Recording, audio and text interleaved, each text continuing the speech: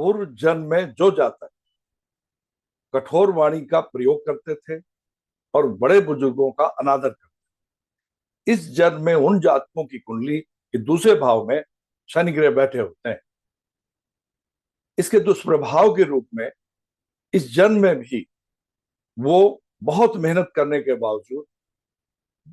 अपनी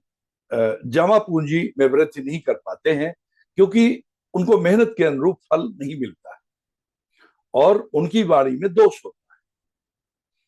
और वो यहां तक कि कंजूस हो जाते हैं और वो अंततः परेशान होकर के वो निराशा के गर्त में चले जाते हैं। और इस प्रकार से होता क्या है कि कई बार उनका जो बचपन है बहुत ही कठिनाइयों से भरा होता है और कई बार बचपन में ही उन्हें अपने परिवार से अलग रहना पड़ता है और बचत होती नहीं है। तो सबसे अच्छा उपाय क्या है ऐसे व्यक्तियों के लिए कि सबसे पहले तो वो, यानी शनि जिनके दूसरे भाव में बैठे हैं, ऐसे जातकों के लिए पहला उपाय यह है कि वो अपनी वाणी में मधुरता दें।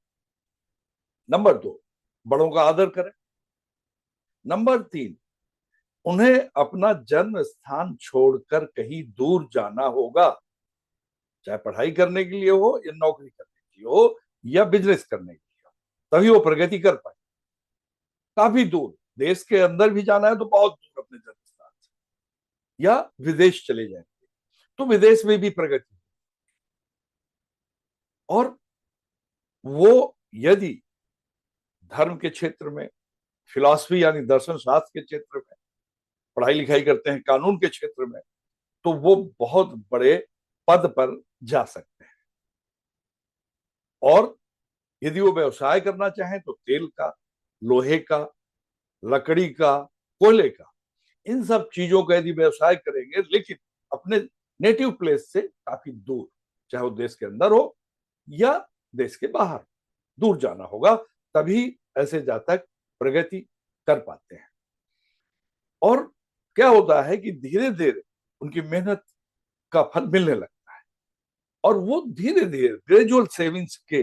जरिए, यानी धीरे धीरे वो बचत जब करेंगे तो उनका बैंक बैलेंस बढ़ने लगेगा। और इस प्रकार से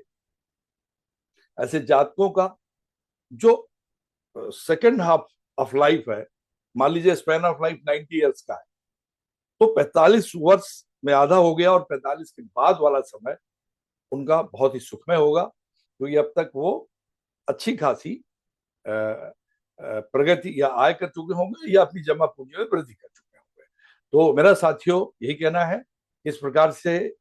आप इन चीजों का ध्यान रखेंगे तो दूसरे भाव में बैठे शनि आपके लिए लाभकारी सिद्ध होंगे।